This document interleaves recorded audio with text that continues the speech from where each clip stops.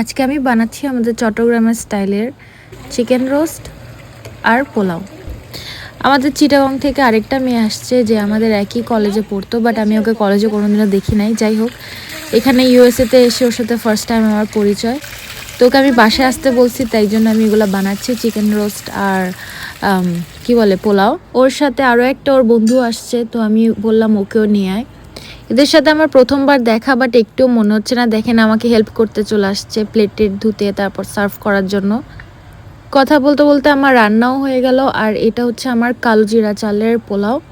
এখানে এই ধরনের চালগুলো ইন্ডিয়ান গ্রসারি স্টোরের মধ্যে পাওয়া যায়, ওখানে বাংলাদেশি জিনিসও আবার পাওয়া যায়। এই রোস্টটা বানাবার জন্য আমি কোনো রকম ক্রিম ইউজ করে নাই, বাট যাই হোক, দেখতে ভালো লাগতেছে। এখন ওরা খেয়ে বলবে কেমন হয়েছে। আসলে ওরা যে খেয়ে এত খুশি হয়েছে, আমি কি বলবো। মানুষে বাসার খাবার মিস করলে আসলে খুব খারাপ ফিল হয়, আমি জানি সেটা কীরকম লাগে। সেই দিন রাতে আবার একটা হাউস ওয়ার্মিংয়ের ব্যবস্থা করছিলাম, আর এরপরে খেয়ে দিয়ে আমরা চলে আসলাম হচ্ছে ট্যারেসের মধ্যে।